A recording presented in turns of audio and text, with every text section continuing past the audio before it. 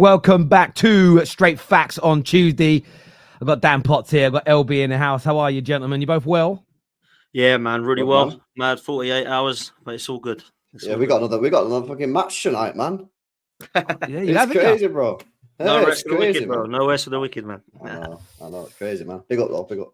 Yeah, it was a great weekend. I'm not going to lie. It was. I mean, I'm talking football in general. This weekend was just amazing. Barring my team drawing, I just love this weekend's football. The discourse with fans, and it ended with Good what I point, innit, consider. Tom? Good point for United. Good point. Well, got same as you guys. All three of our teams got a point this weekend. I'm taking that. But like, I don't know. I feel like Sunday was Super Sunday. The first game was brilliant. Brighton versus Forest, really good, entertaining game. And then your match was just something. Honestly, if you couldn't have scripted that game on Sunday, it was absolutely amazing. And we're going to be delving into that. We're going to be looking into the injury to Rodri, getting LB and Potts' take on that. Plus, are Chelsea in the title race? Many a Chelsea fan in our group chats believe they are. We're going to go into that in a little bit more detail for you as well. Plus, Ten Hag under big pressure, seemingly on his last chance, according to a big report today. But I wanted to start the game with. I want to start with the game. Yeah, I want to start with the game. I don't want to delay it because I know there's been loads of stuff in the group chat today. How are you feeling about it, Potsy? Because you guys went up there. People expected you to lose. You've walked away with a draw. Your style of football is being called out. Clubs are writing letters about you to the PGMOL about the way you're currently playing football. The media is attacking you. City fans seem to be rattled left, right, and centre. What are you saying, Potsy? Yeah, it's brilliant, man. Arsenal relevant again. We're rattling everybody. And I don't know why. And I can always say this. We seem to rattle people and we haven't won anything for 5 years. I don't see why people get so rattled about a team that actually hasn't won anything for 5 years. It's crazy. It's like we are actually winning trophies. People are so bothered about us. Crazy. I don't really understand the hate, if I'm honest. When you play Manchester City at the Etihad with 11, it's hard enough. To go defensive when you've got 10 men, I don't really know any other team in the Premier League other than Spurs under Ange that would have played a different way than what we did, because you got to. Otherwise, this is a team that are ridiculously good. They're supposed to be the best in the land. So why would you go attacking against them with 10 men? It's foolish. So I understood it. I don't think anyone was shocked that we went defensive. Potentially people were shocked that we went that defensive because literally we played a 5 and a 4 and then a 6 and a 3, which I've never seen before, if I'm honest. But it was so defensive. The boys defended for their lives. And unfortunately, it weren't able to get the 3 points in the end, but we did go away with a point. And I think we were actually the ones that were actually disappointed. Now, when it went down to 11, down to 10, should I say, I think every Man City fan was like, oh, thank God, 3 points is our way. It's a given. So to come out not losing, like I thought we would when we went down to 10, I'm, of course, happy in a way and proud, but kind of like sad that we weren't able to cling on for a few more seconds. Lots to talk about, lots to kind of dissect. If I'm honest with you, I don't really get the response, if I'm honest. I find it so weird that both Arsenal and Man City fans seem so rattled. There seems to be quite a lot of hatred between the two clubs overnight. It seems this is a proper rivalry now. I looked on the pitch, and Tel, you're probably a good person to talk to about this because you know, growing up like I, that Manchester United and Arsenal was very similar to that. You know, there seemed to be a genuine hatred between Gabriel and Haaland, and Arteta and Pep were apparently on the bench getting a little bit heated. Obviously, we saw them shake hands and give each other a hug at the end of the game. But other than that, there was literally no kind of love lost between everybody on the pitch, it seemed. And now it looks like Arsenal fans and City fans are going at each other online and social media. And, you know, I was speaking to Martin yesterday, actually. He made a good point. The Wenger and Fergie and Keenan Vieira days were before social media.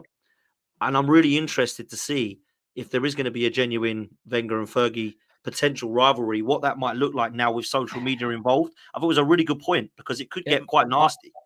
I totally agree. I mean, I tweeted about this Sunday evening, and this is, for me, praise to both clubs. It's a proper rivalry between the two of you. The managers are still on good terms, but I think that's because they are genuine friends. But the players kicking off with each other, balls being thrown at people. It's not quite Pizzagate, but balls being thrown at people's heads, the benches fighting with one another.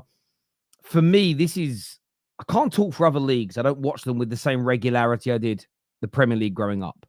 But for me, this has been missing this is why when you talk about which era of the Premier League was better, Pep's team would have competed against any of the other great Premier League teams. But what was missing from Pep's era against Klopp was a rivalry. Because I don't think there was respect and it was great football matches, but I think it misses needle. We all think of El Clasico, there's needle.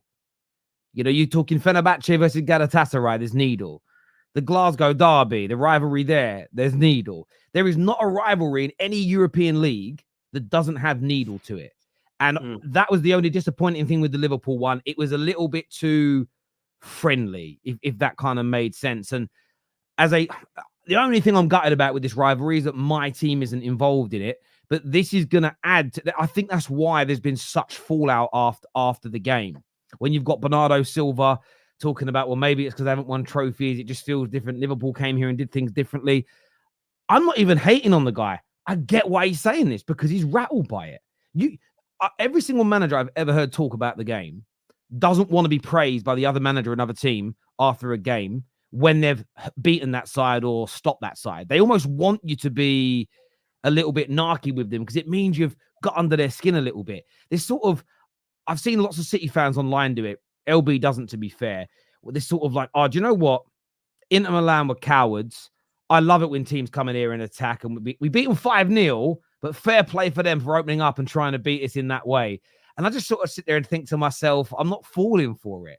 There's more than one way to skin a cat. I love the rivalry. I don't know about you, LB. Do you feel like this rivalry started to really build up between your two clubs? It is, but Arsenal need to win something for it to be a true rivalry. You know what I mean? Because they can turn up, they can play this style of football, we can have the fights on the pitch or whatever. But if City keep on sweeping all the trophies, then it's not really a rivalry, right? So Arsenal need to start winning trophies to make it a proper rivalry. Because you know, I'm even with, and we'll speak about it in a bit, even with the absence of Rodri, I'm still confident we'll go on and win the league. In the end, it was a decent point. We got a point there last year and still won the league. So I still think we'll win the league. So for me, for the rivalry to really go up a notch, I think Arsenal need to win something. And I think, you know, if they can win the Premier League, then, you know, providing Pep stays next year, then we'll have a proper battle, because then the Arsenal v City games will actually mean like this could decide the title.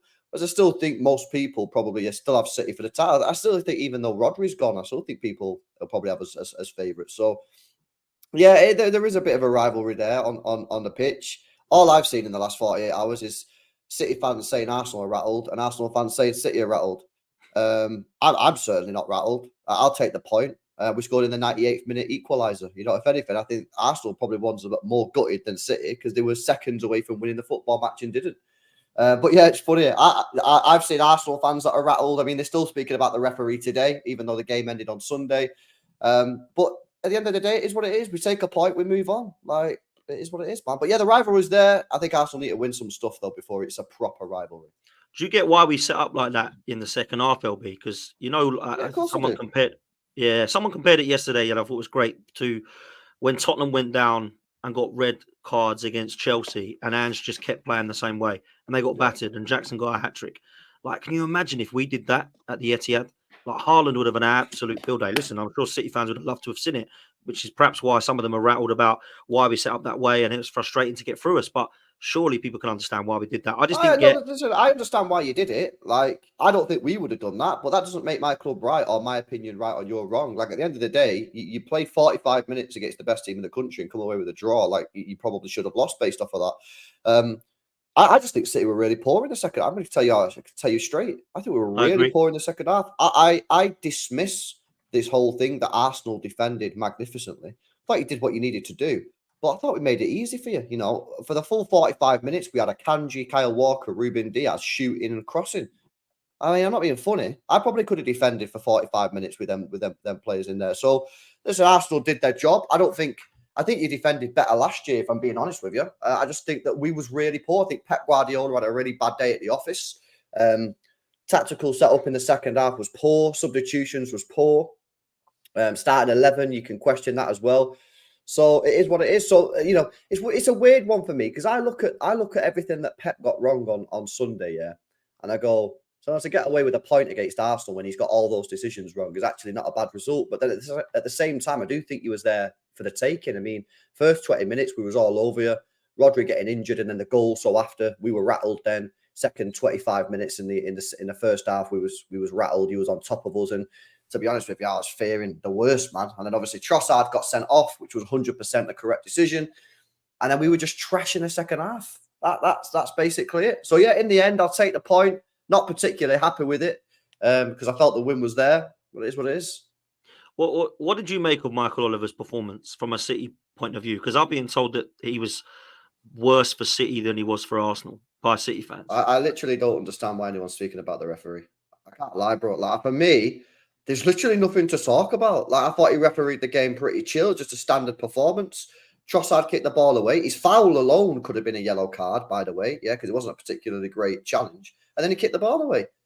I mean, I really don't know what people are moaning at. I can't believe the outrage from Arsenal fans about the referee, yet again, failing to take accountability.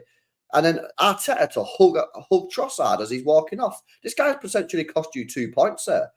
So no, I really don't understand what people are moaning about the referee for. Take responsibility. Yeah, we all know these referees are on it for kicking the ball away. You had a player sent off a couple of weeks ago for kicking the ball away, and Trossard goes and smacks the ball. And like I say, the challenge itself was stupid. He was never getting the ball in the first place. So yeah, bro, I can't lie, man. Like, I found the reaction from Arsenal fans to the referee very strange, man. What about the Kyle Walker one then? What about that one? Was you annoyed? I say, well, no. Go and watch my match reaction. Go and watch my watch along. Bro, I blame Kyle Walker. I think the referee should let him get back in there. Yeah. But at the end of the day, he has given quite a lot of time to get back in position, and he's dilly-dallying all the way back. You know what I mean? Agree. He's jogging back, sprint back. I put that at sort of like a 70% fault Kyle Walker, 30% fault the referee. Because I understand what Walker's saying, but he's still given plenty of time. So nah, I think like in fighting, it's almost that element of protect yourself at all times. And Kyle Walker, I think, was a little bit lackadaisical in that. Equally, I agree with you. I've been called out by a few people for defending the Trossard red card, but I haven't. I've said he deserved to be sent off. I've had a lot of Arsenal fans DM me, say, watch it again. He was trying to pass the ball out to Martinelli. He wasn't booting it clear. There's nothing I've seen that doesn't suggest it's a yellow. Where I do challenge the referee, though, isn't, and I think this is where the conversation becomes a little bit muddied, and I don't think everybody words it very well. We saw Doku in the first half do something similar to what Declan Rice did, and there's contention over that because some saying he tried to pass. Yeah, but the referee's telling him to pass the ball over there. He's saying the ball's not in the right spot, so he's passed it back. So that's the argument in that, but then the ball still ends up further away from ends up further away than where it was meant to be. But at the same time, all the data is now starting to come out about the amount of players who have delayed restarts this year versus how many yellow cards have been given out. Now, Trossard's one's really obvious because he's booted it away. But then we've seen Pedro boot the ball away and not get a yellow card. Szoboszlai for Liverpool on a yellow card. Michael Oliver, the referee, boots the ball away, not given a second yellow card. And I think that I think in the game, in isolation, I think Trossard's got to take responsibility for getting himself sent off. However, there is a wider conversation about the inconsistencies from the referees. Even like the time added on at the end of the game, I said in my match reaction, and I'll always hold my hands up if I get things wrong, I felt that 7 minutes wasn't enough. I felt like much longer was going to be added. I agree. I thought like 10 minutes. And by the way, Timber was down for the first 90 seconds of the injury time. But then it turns out the ball was in play for more of that 45 minutes. If it was in play for 35 minutes of the 45, but that's more time with the ball in play. So think of all the cramps, the substitutions, the goal kicks. The ball was in play more in that last 45 minutes than in any other 45-minute period in any of the other 49 games played so far this season. So then it begs the question, once this information comes out, well, why isn't every half in the Premier League had at least 7 minutes of added on time if that had the least amount of time wasted in it so far this season? Now, as fans, I'm allowed to get that wrong in real time because I am not assessing how much time should be added on based on facts. It's based on what I assume it is, because I'm not sitting there officially timekeeping the game, right? I'm not a referee. I'm not an official. So all of those elements, I think, are fair to be challenged. But the problem is the way they're presented. And I keep calling out everyone for it. Everyone's guilty of it. People try and make it sound like City cheated. They didn't. The referees made mistakes. When the decision goes Tottenham's way, Tottenham didn't cheat. The referee made a mistake. And as soon as you start attacking the club who benefits, tribalism kicks in and nobody's listening to the conversation. And I do think referees so far this season, and you go back last year and look at some of the mistakes. I went back and looked at some of the mistakes they made last year, from Willy Bolly sending off 2 non-penalties that Wolves conceded for their opponents kicking the fucking floor. There have been so many, and as football fans, we're not talking about them because we're so tribalistic. We keep pointing a finger at each other like we're actually paying referees is going on. I find it mental. It's almost, we're at a sort of a point where we're not having the right conversations because we're too eager to slag each other off as football clubs, as opposed to focusing on what the real problem is here. And it's hugely inconsistent refereeing across the board, in my opinion. But on the Trossard one, absolutely, I agree. That is absolutely on him, which is why I said I felt that it should be fined a week's wages, 2 weeks' wages, man. That is absolutely ridiculous. What he did there was ridiculous, unforgivable, man. You know, they've not beaten us at the Etihad since 2015, and you could look at that and say that's potentially the reason, certainly a reason, that Arsenal have only come away with a draw instead of a win. Because I'm telling you now, yeah, going into that half time, yeah, I was not expecting anything. I wasn't expecting a point, nothing, man. Go check my watch along. I'm so depleted, man. My energy's on the floor, yeah. And as soon as Trossard gets sent off, I'm like, boom, yeah, we can do this. Now in the end, we only got a draw, but that's the point. That red card raised the whole atmosphere. It's for seconds away. Changed the game, man. It changed the game, and it's unacceptable. Do you know what I mean? And Arsenal fans can do this thing where they go, "Oh, referees." The fact is, yeah, you would have beat Brighton. Fact, if that Declan Rice didn't kick the ball away, that's a fact. Yeah, and you might have beat City if Trossard hadn't stayed. If Trossard didn't get sent off, you potentially lost 4 points this season due to just stupid decisions from your players. Now, Arsenal fans can blame referees. They can talk about inconsistencies all they like, but they've got to get a grip of this. Because what we're going to do in another 4 weeks, in another 4 games, if another Arsenal player kicks the ball away and gets sent off, are we going to sit here again and go, oh, inconsistencies, referees? Are we going to go, well, hang on a minute. This keeps on happening. Why are our players keep on kicking the ball away? Stop kicking the ball away. It's ridiculous. And you need to take accountability for it, man, because them 2 players have let the club down. That's 4 points already that you can look at, Potsy, yeah, and go, that's cost us.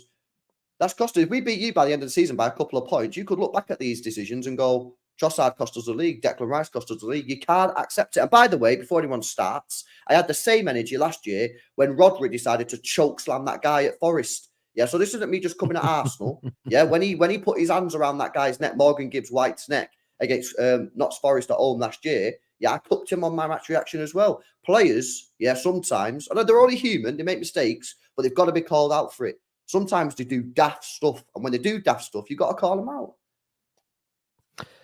Listen, I agree with that to a large extent. I think that 2 things in this regard can be right at the same time. I think Arsenal fans could call out the inconsistencies, but also tell their players to wise up, especially if you think there's a conspiracy. So if you do believe there's a conspiracy, even more so, make sure you behave yourself. But genuinely, if you think there's a conspiracy, you've got to be even more anal about not kicking the ball away. Facts, yeah. So that element is true, and this is I think the problem with the discourse. Everything becomes too one-dimensional, very much low-hanging fruit, very basic bitch analysis, which is just it's a conspiracy, but there's more to it than that. Or it's just a case of take responsibility. We can't ignore the inconsistencies, though. I think the 2 things can be right at the same time. Dan, Arsenal's dark arts, the way they block goalkeepers on corners and a bit of time wasting here and there when they're winning, seems to have not just triggered rivals, but the media seems to be out all guns blazing, excuse the pun, ripping into it, basically saying it isn't right. What's your take on Arsenal's dark arts being attacked so much? I think the game's gone if that's the case. because I grew up in the 90s watching football and it happened every single day. I don't get why we've gone so pink and fluffy all of a sudden, man. This is what happens. This is, for me, nothing that we have done over the last few games is wrong. We've rattled people, we've wound people up, we've got in their phases, we've caused a nuisance. Edison, he can cry all he wants. It was poor goalkeeping. I don't know what he's doing there. You're a goalkeeper and you're not a small goalkeeper. I'd be getting rid of those players. They wouldn't be coming near me if I was a goalkeeper. I wouldn't allow both of them to stare on me. I wouldn't let one of them stand on me, let alone two of them. We've been allowed to do it, man. We've been allowed to do it. Going down with cramp and all that kind of stuff at the end is time wasting. If you see that as dark arts, cool. But apparently some of them are actually injured now for tomorrow. So I don't know how much of it was genuine injury, how much of it was time wasting. Maybe it's a bit of both. But dark arts has been happening for a long time, man. You can't tell me that Manchester United never used to do it. Chelsea didn't do it under Jose. You can't tell me that Manchester City haven't done it in the past. Liverpool under Klopp. This isn't an Arsenal thing. This is a football thing. But it seems that when Arsenal are doing it now, as everyone wants to call us out and start writing letters to the PGMOL. Yeah, you know what? Let me come in here, Dan. Yeah, this is where I will defend Arsenal. Yeah, so all the people who think I just hate on Arsenal, which is not true anyway. Dark arts are part of the game. It's got to be done. You know what I mean? You come into one of the most difficult places to play football, right? That's a fact. Our record at the Etihad Stadium is ridiculous. Yeah, absolutely ridiculous. You're not going to come there and just, as soon as the ball goes out for a goal kick, David Raya is going to take his time. Yeah. Now, obviously, what you're going to have to deal with that, you are going to have to accept the fact that there is going to be 7, 8, 9, maybe 10 minutes added on at the end of it. So you're delaying the game, you're stretching it out, you're frustrating the opposition, but you're also adding a load of pressure towards the end of the game because obviously you added the added time on. Dark arts is part of the game, man. I don't have a problem with it. Obviously, it wound me up during the game. Obviously, that's what's going to happen. It's going to rattle me as a rival fan. Of course it is. But it's, dark arts are part of the game. Where that'll becoming really useful is Champions League. Because I tell you something, teams in Europe do this really, really well. And we don't really do it that well in this country. We need to start doing it more, in my opinion, in Europe. We need to start doing it. And this is where Arsenal could have some success. But dark arts is part of the game, man. Like, obviously, during the game, in a watch along, I'm cussing on Arsenal. I'm like, yo, these guys are cheats, man. Yo, David Raya taking time on this. Hurry up, man. Cheat. But obviously, like, all said and done, like, that's just the game. If I was in Arsenal's position, I wouldn't want Edison just to be getting the ball real quick and taking the kick off. That's just, it is what it is. I had a number of watch-alongs on during the game because I like to watch a few while I'm watching it. And it was sometimes some of your long-range shots that were going over the bar. I love LBs. Oh, no. I'd love it. It's just the best, honestly. No, man. What is crazy? Just quickly is when you look at the dark arts side, what was crazy for me was, oh my God, look at what Arsenal were doing here, standing on the goalkeeper, and then they look at Haaland throwing the ball at Gabriel's head and go, that's hilarious. That's really funny. So it's okay for us to stand on a goal. Sorry, it's not okay for us to stand on a goalkeeper, but it is okay for Haaland to throw a ball at Gabriel's head. You got to keep it consistent, man. All of it's part of it. I don't give a damn that he's throwing a ball at Gabriel's head. That's hilarious, by the way, man. Like, why are people moaning about that? Like, we need more of this in football, man. Of course we do. So woke, man. Like, we need more. Like, when Jack Grealish called nonsense. No, it is, man. It's woke nonsense. When Jack Grealish called out Almiron, man, we need more stuff like that in football. We need more players calling out other players. Yeah, we need more trash talking in football. I don't know. I feel like in American sports, you might get this a little bit more. Over it, everyone's too nicey.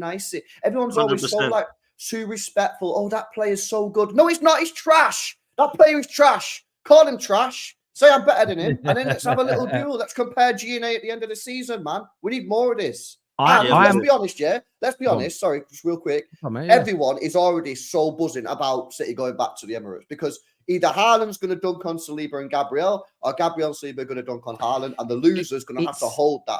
And bro, this is why for 3 or 4 years when people were saying to me, oh, I think the Manchester City, Man United, some people were saying City-Liverpool rivalry is the best rivalry in Premier League history, and I just laughed at it.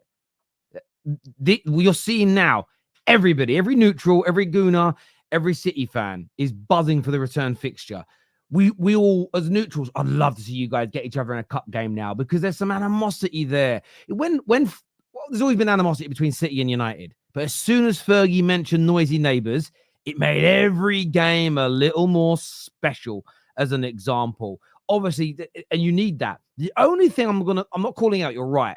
I don't mind what Haaland did. Do you know what my problem is with it, though? I think if it's done by another player in another game, they get a red card. And that's where, so for me now, I want loads of players to start throwing balls at each other's heads. We just can't see anyone get sent off. That's the only thing I'm going to say. Yeah, that is true. That is true. Because you will. What I guarantee you, Man United score a winner against Spurs on Sunday. Casemiro picks the ball up and throws it at a player's head. I bet he gets sent off. I get a 3-month ban. Houses of Parliament talking about it. Man United can't behave in this way. For me, I just want it to be universal. But I love a bit of needle in the game. And anyone who doesn't like it, in my opinion, touch grass. It's like when we were on shows and we'll have a bit of banter and I get messages, "Oh, Terry, you shouldn't have taken the mick out of Potsy for being ginger." I'm like, bruv, like people that know each other quite well, we're not going to be offended by that. Like, it's fine. Like, no one's crying. I mean, maybe Potsy is off camera when none of us are watching. Maybe he sits here in his room crying his eyes out because I called him Ginge. But I don't think he would. I don't think he would. Let's go to some super chats here. First one says, 84 seconds, LB. You go right now and attempt to stop your kick mid-motion sooner than that in real life. From this opinion is arrogance. So he's saying that Martinelli couldn't stop his kick. I think he could. Trossard, you mean? Trossard, sorry. Trossard. I think he could. I think he could. The thing is, we don't know. Well, one thing we don't know, right? Or two things we don't know. We don't know for a fact that Trossard heard the whistle, and we don't know for a fact that Doku was kicking the ball back because that was where it was played from. Only Doku knows, and only Trossard knows. So if we want to go down this line of should he have been, should he have not been, we can really go that depth. But I don't really believe personally that now we can start still talking about the referee. The decision, once that's done, you then concentrate on what happens afterwards, because actually the result is what matters, right?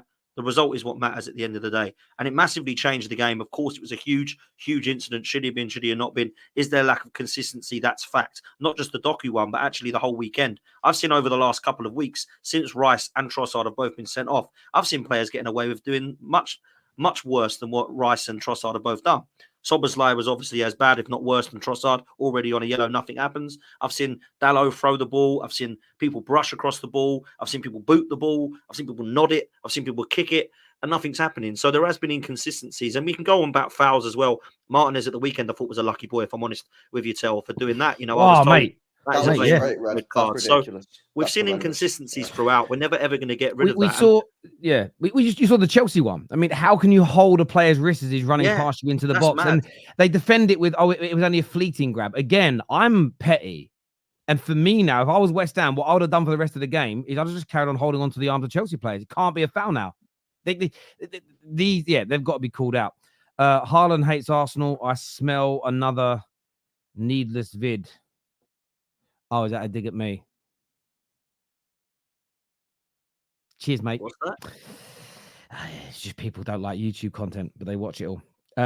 Terry is an advocate for dodgeball. I'm on board. Yeah, I don't mind people throwing the ball at each other's head. Dodgeball's a sick sport as well. It is a great film as well. Great film. They don't make films like that anymore. You couldn't make a film like that anymore. Do you know it's ahead of its time as well? With a man who identified as a pirate. He'd probably get cancelled now for that. God, it was brilliant. They're here. Hit the like button, please. Thank you very much, Luke Skywalker. I hope that's your real name. Wouldn't that be amazing if somebody was actually called Luke Skywalker? I'd love that. Would be sensational. So I want to put this point out here for a moment that says Terry loves to put everything against Arsenal.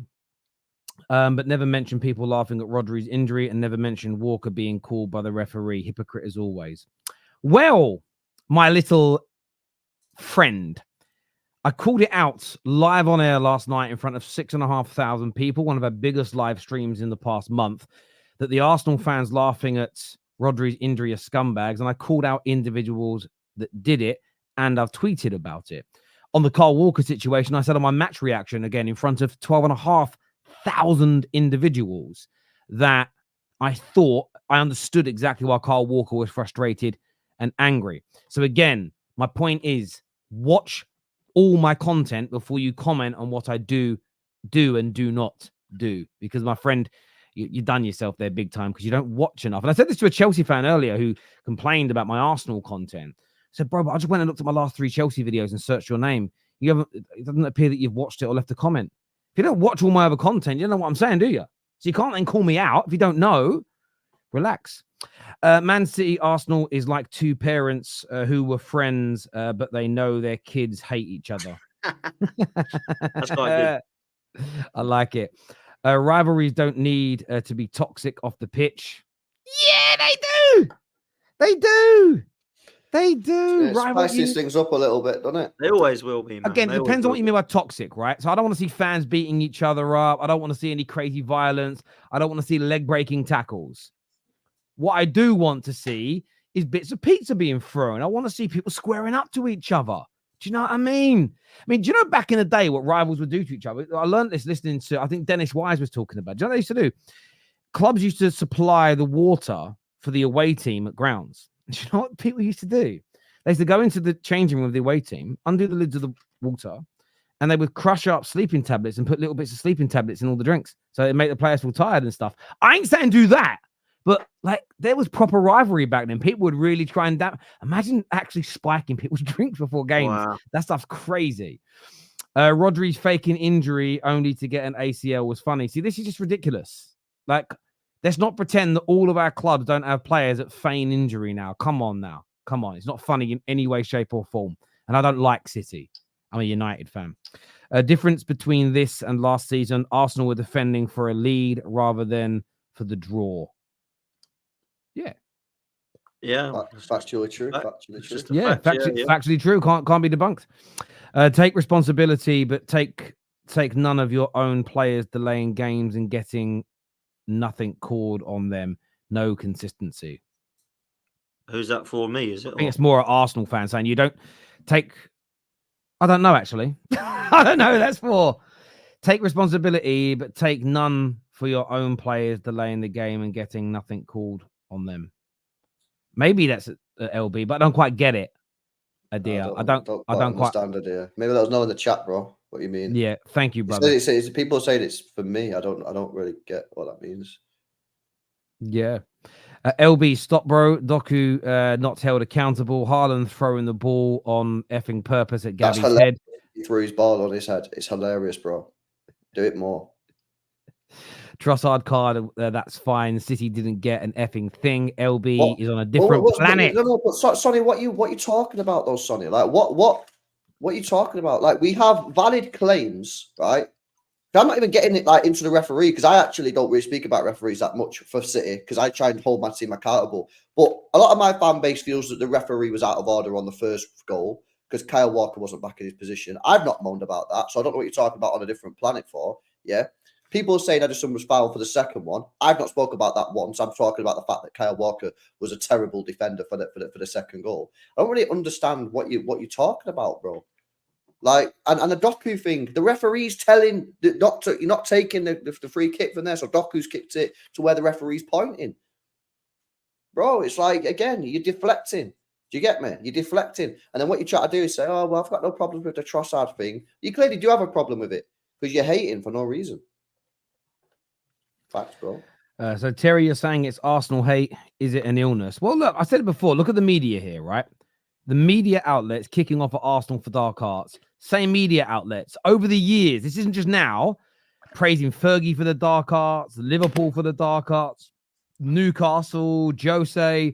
People get praised for it. And then the same outlets and same journalists call out Arsenal for it. And for me, the one thing I promised myself when I started the Football Terrace, I remember speaking to some content creators. It's not going to work, Terry. You're a United fan, and no one's going to want to listen to your opinions. And I said, well, I'm just going to be honest. I'm going to be honest as the day is long. And when Arsenal were a bad team, I called them out. Go back and watch all the content. It's still on the channel. When they become a much better team, I praise them for it. When City are the best team in the world, I say that people say I've got an Arsenal bias, but at the same time, I think City are the best team in the world, got the best attack, got the second greatest manager in the history of football. I believe they're one of the greatest English teams, one of the greatest European teams of all time. And I predicted them to win the league this year. But I have an Arsenal bias. Terry, come on. I am going to deny there's corruption of the officials until somebody shows me there's proof that there's corruption of the officials. There needs to be proof, but there needs to be some type of evidence or even an inclination. I need some smoke. I just see if the point is, I get Arsenal fans get upset. I get Liverpool fans last year. I got upset. We conceded an offside goal last year that's still not being fucking discussed.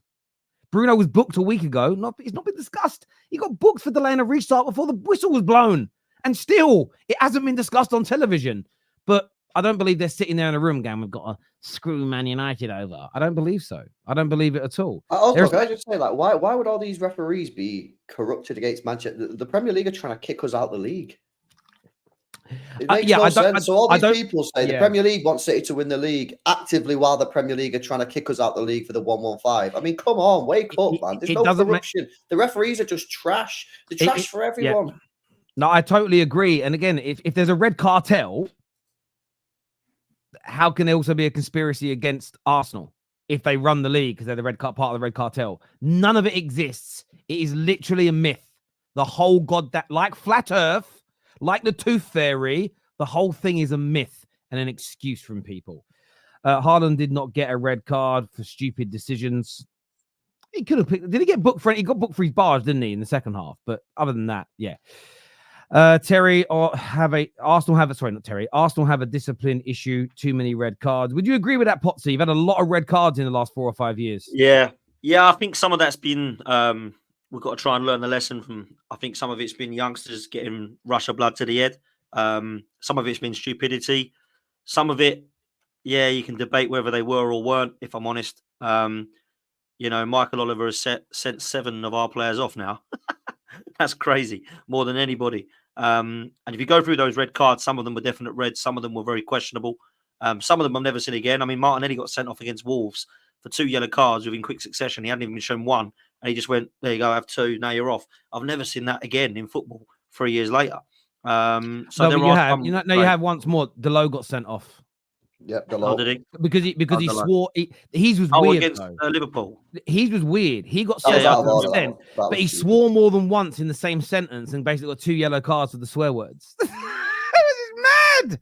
So weird, it is crazy. It is bizarre, but that's what I think anyway. Yeah.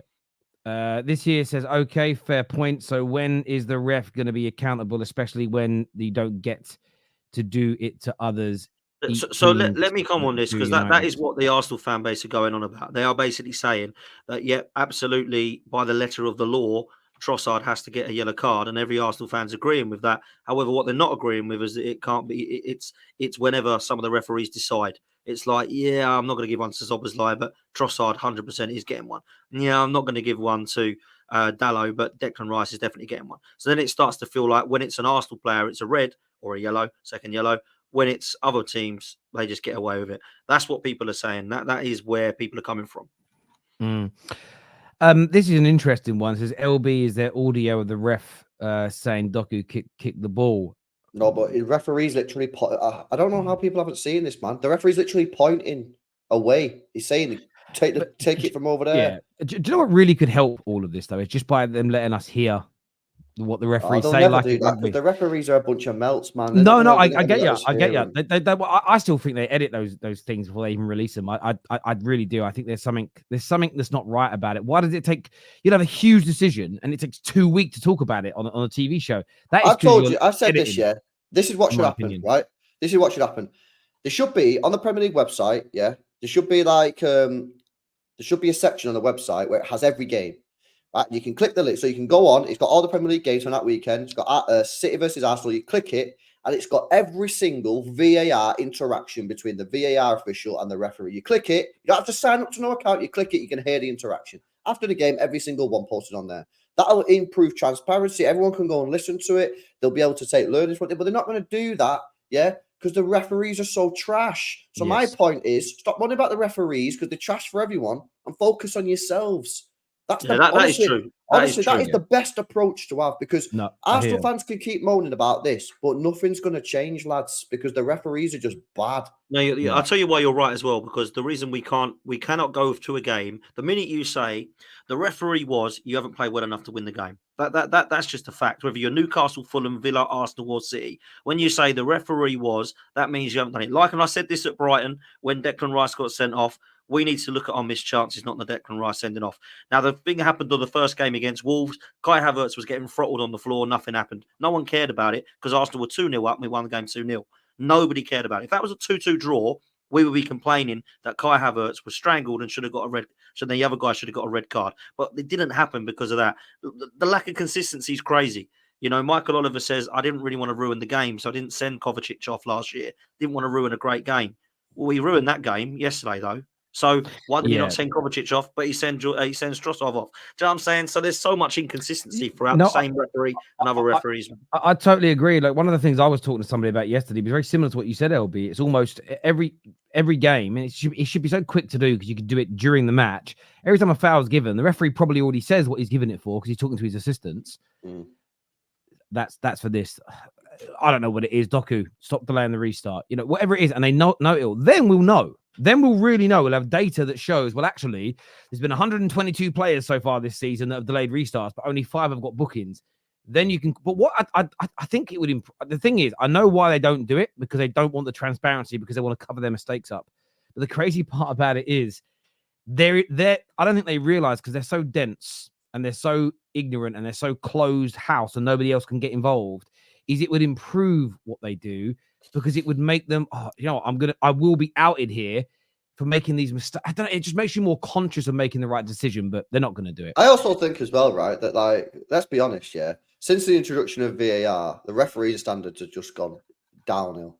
Yeah, referees never used to be this bad. They used to get errors. They used to make bad decisions. Yeah, but since VAR's come in, right, I just think the standard of referee. I knew for a fact when VAR was coming in that it would never work. It's never going to work, mate. Right. And we're going to be speaking about referees forever. The fact is, referees make mistakes. Yeah, a lot of the decisions that they give are based off just opinion. You could say it's a red card. I could say it's the cleanest tackle I've ever seen. What you're talking about? How is VAR going to help us? I genuinely, ever since VAR's come in, the whole thing's been trashed. They should scrap VAR, keep it for offsides, keep goal line technology. And I've done with it, yeah, because we never used to speak about referees this much. We never did, ever.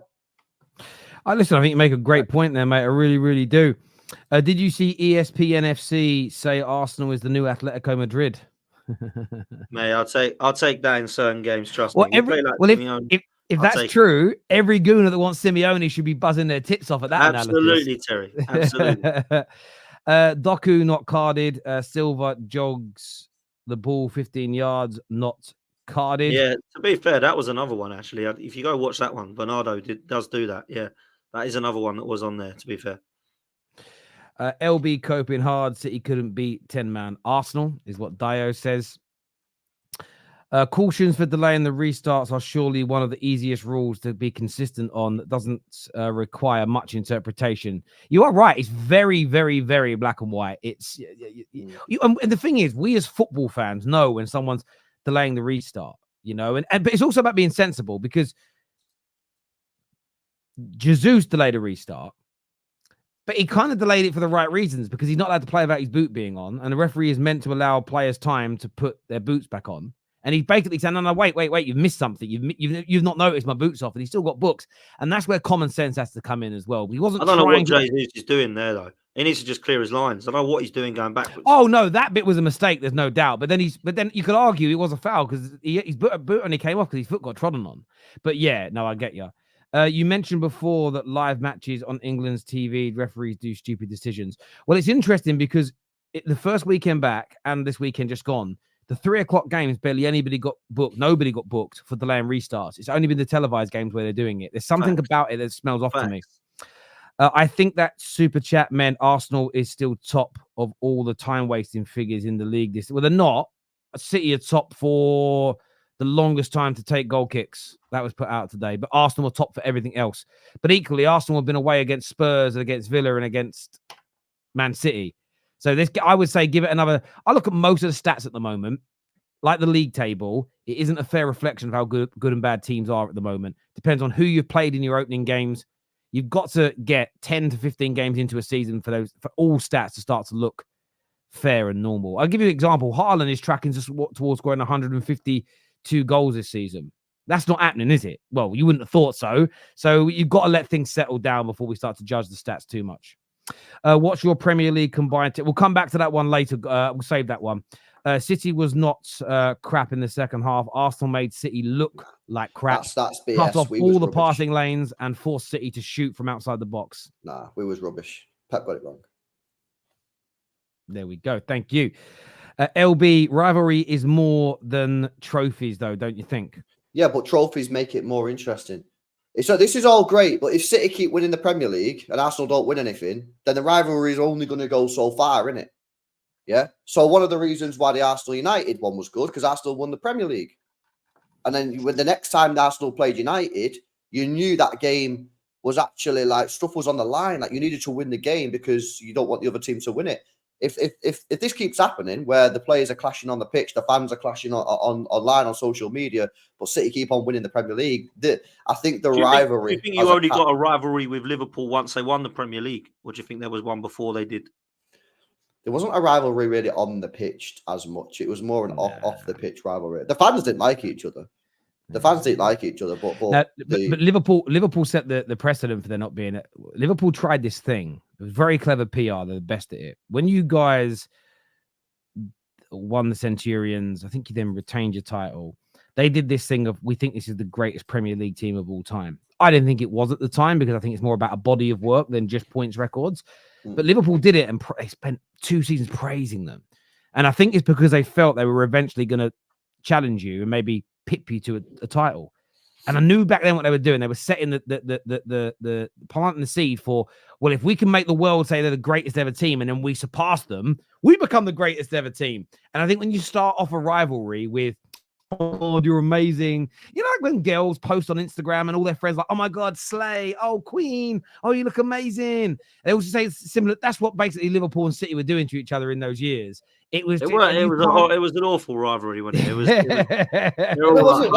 You go, girl. It wasn't really a rivalry on the pitch. You know what I mean? And I think City, I genuinely don't mean this as like a dig, but I think City players respected Liverpool as a club and felt like they were seriously dangerous. I still feel like City players don't fully respect Arsenal, and that's why you need to win a trophy.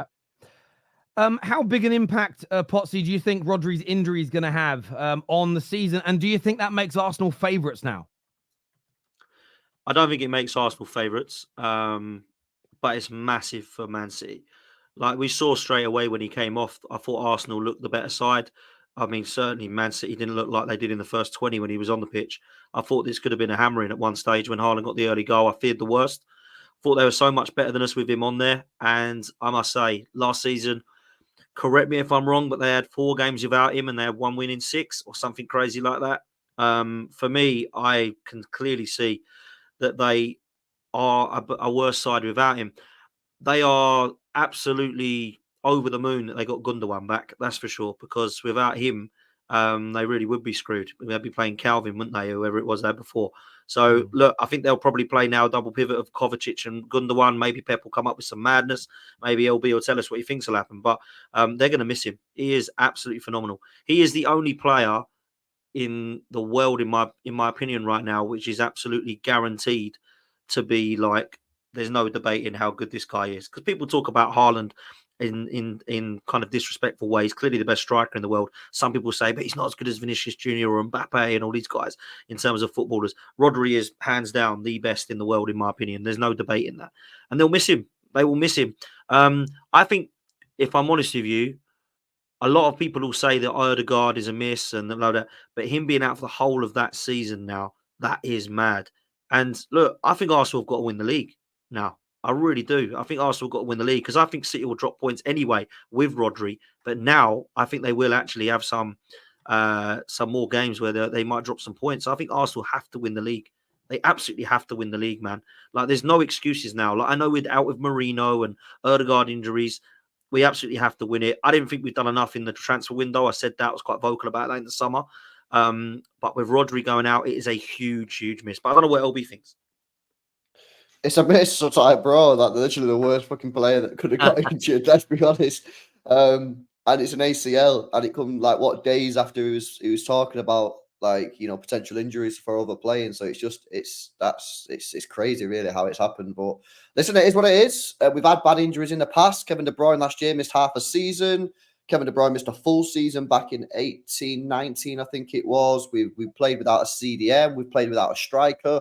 So, we've been in these positions before where we've missed key personnel and we've still won the league. So I'm still confident we'll win the league. We really can't afford for Gundogan or Kovacic to get an injury. And this is where people get mistaken. We don't need to go to the rest of the season.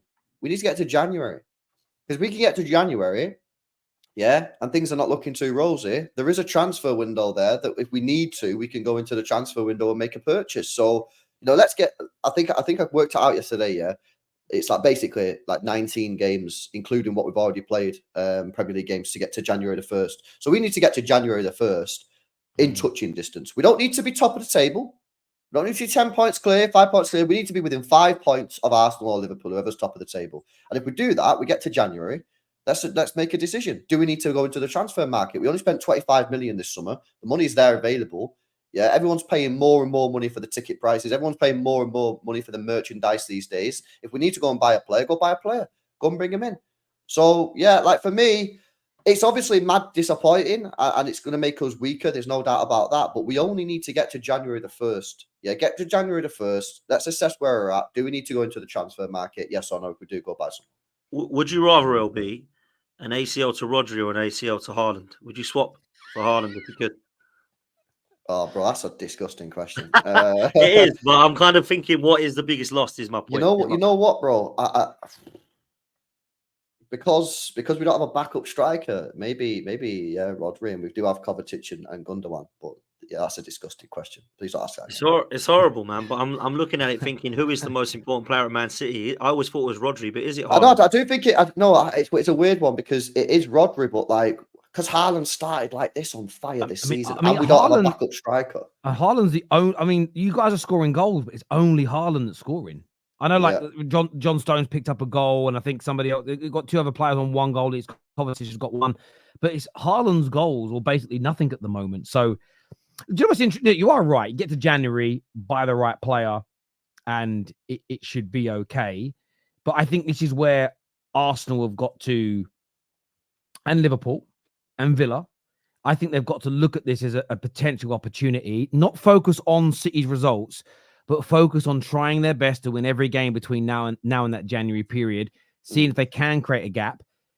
I know you started the first 3 games of this campaign and you won without Rodri, but typically when you look at a larger body of work, I think you attain about 1.9, including those 3 games. It's like 1.9 points per game without him in the team. So whatever that, I think that if he doesn't play all season and you don't get a good enough replacement, that sort of puts you towards 75 points. Who are they going to get though, Tel? Like real talk in January. But that's the question. It needs to be someone that's close. I mean, this is what I think you're going to have to assess is how bad the damage is, and I'll tell you why in a second.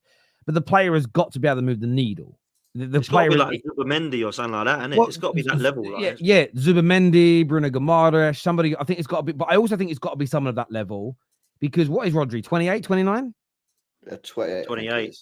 29, depending, and this is not me wishing him poorly. That is just not the character I am. But we're talking about the reality. A player that age doing an ACL now, the medical science for that is amazing. Now you talk the stem cell stuff they can do.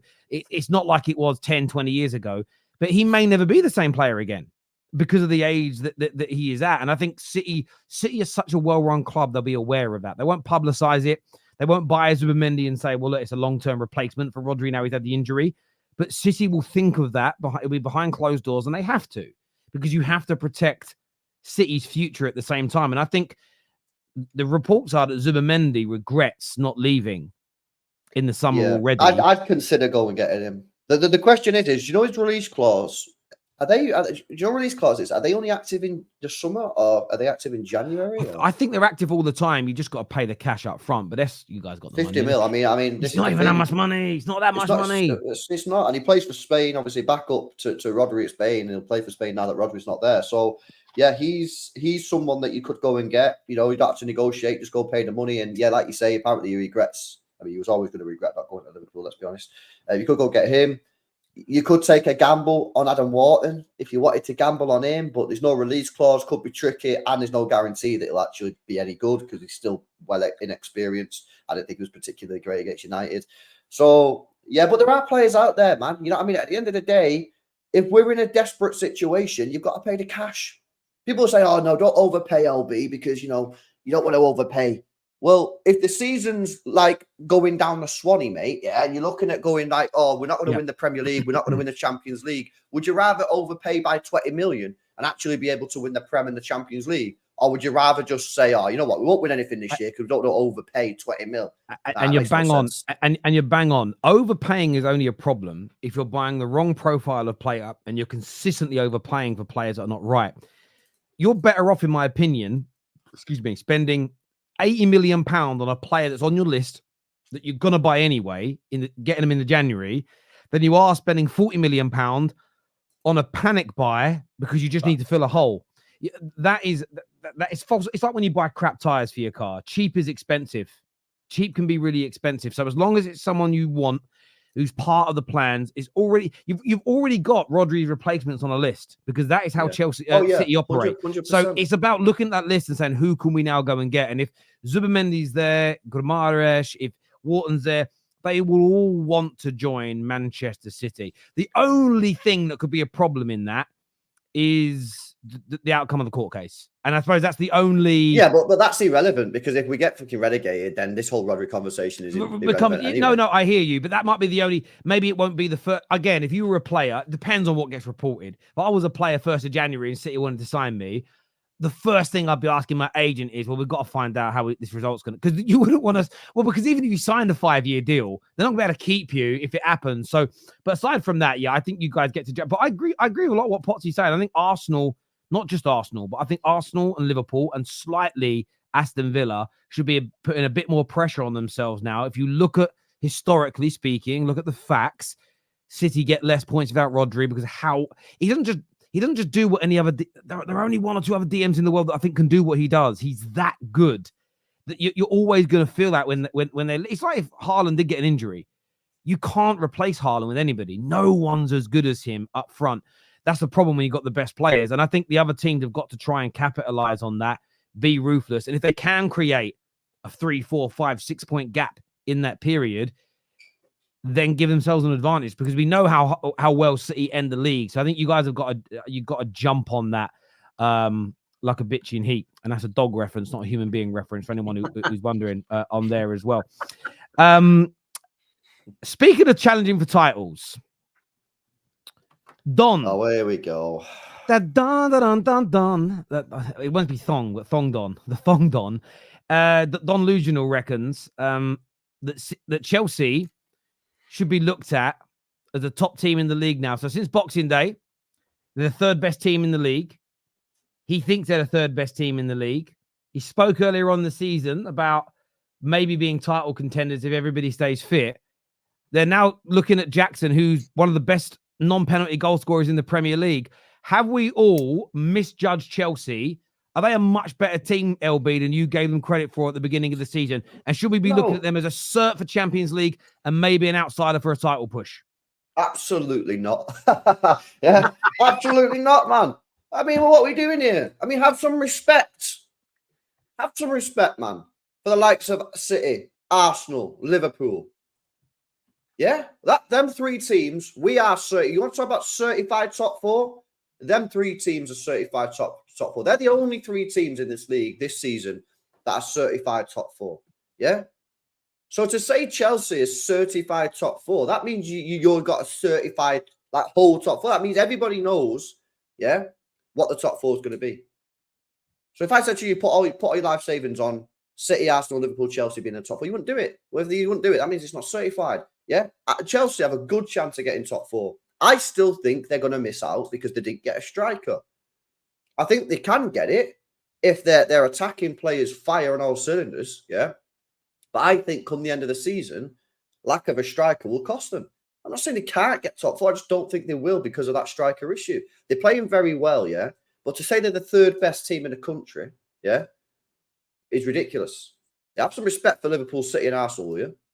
Come on, man. What are we doing here? They're playing good. Yeah, they're doing all right. They're probably exceeding expectations. Let's not get carried away with ourselves here. Yeah? They still have some mid players in that team. They have some very good players. They still have some mid players in that team. And I'm not convinced come the end of the season, they will be in the top 4 because I think they just missed that clinical striker. I think I've got them 5th now. I got them 5th. But to say the 35 top 4s, I think is ridiculous. I echo everything that LB has just said. Listen, I like Don a lot. I think Don is a brilliant person, and I share a lot of content with him. And I listen to a lot of what Don says, and I think, okay, yeah. And then he'll say something, and I'll go, why have you done that? Why do that? Like, why say something so crazy like that? Look, I actually like some of his takes. I think he's a really good lad.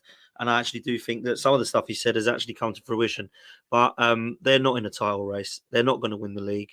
They are a goalkeeper and a striker away from guaranteeing themselves in the top 4. If they had an Osimhen or an Adeo Costa in goal, let's say, I might look at things differently and think, do you know what? Yeah, I do fancy the chances for Champions League and making them win a trophy. I just think that they are going to be let down by Sanchez and let down by Jackson. And people might think that's crazy and I'm muddied because he scored a couple of goals against West Ham. Let's not forget that West Ham was shambolic, by the way. And Jackson deserves his plaudits at the weekend. But I've seen him at Bournemouth the game later, looked absolutely terrible in front of goal. So I just think they lack consistency, if I'm honest with you. And, you know, Don was sort of saying to me and Lawless that they have the best partnership in the Premier League right now with Palmer and Jackson. You know, look, maybe with KDB out injured, that's the case with stats. But let's be real. Look, Jackson's going to score some goals, and Kunku, I think, is actually a better finisher in front of goal. I think Sancho is definitely a good signing for them. And for me, he has to start on the left.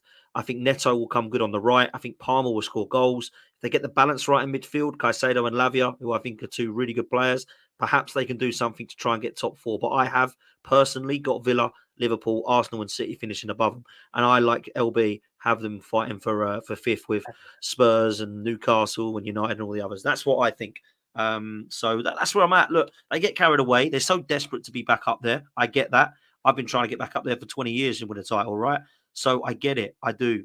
But you've got to be realistic, man. This Chelsea side, it just isn't good enough to be put in the same bracket as Arsenal and Man City. It just isn't. It's an interesting one because I think Chelsea have got to really focus on themselves. And what I mean by that is they may improve exponentially from last season. I think they're starting to, they've more than showed those signs. They've only lost 2 games in the Premier League since February. And I do believe you can look back at last season and this season. I don't believe they started a rebuild in the summer. I believe they just changed head coaches. So therefore, I think you can take stock from elements that went on last year. But that still doesn't... I still look at, like you just said, at the other teams. And what I said in my video the other day, I think Chelsea are either back or on their way to being back. And what I mean by that, by the end of the season, I think they're going to be a team that we're going to say, I think they might challenge next year. I think they're going to improve very dramatically this season.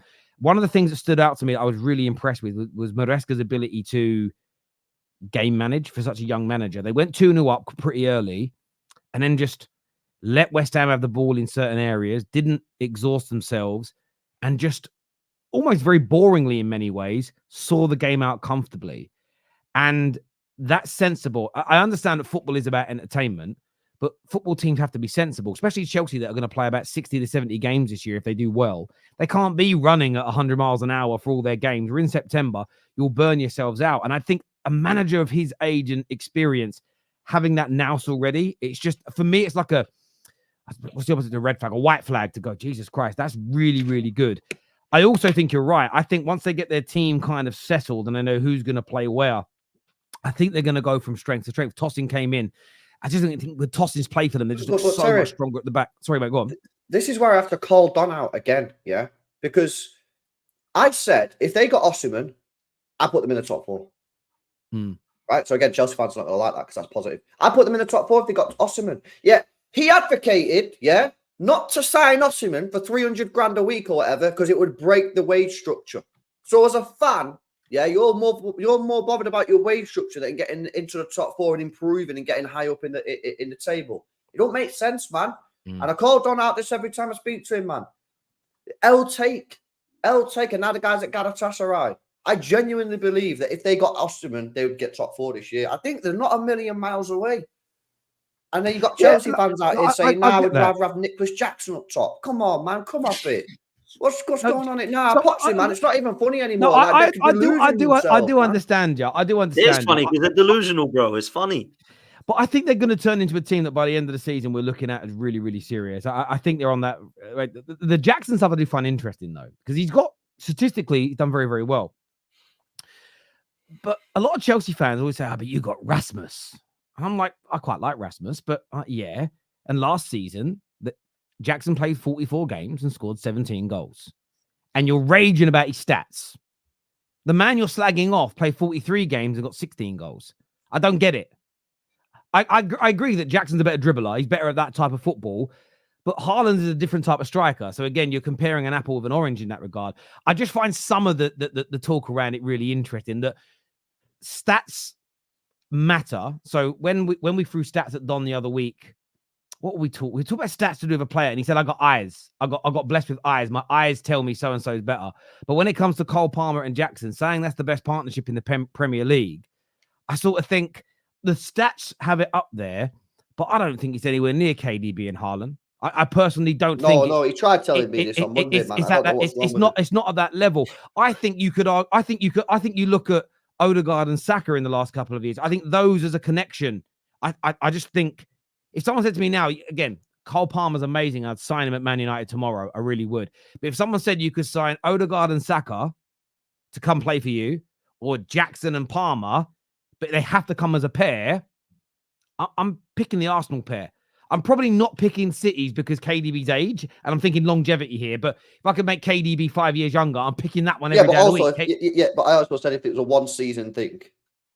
Yeah, one season thing. Yeah, one season thing. No, of course. So, again, I think they're good, but I do find it interesting. Now, this isn't a dig at the two players, but I love how people dismiss stats when it debunks their argument, but they use stats to firm up their argument. That's all I'm gonna put out there. If you're watching, Dom, the thing is, Chelsea have improved. I agree with that bit.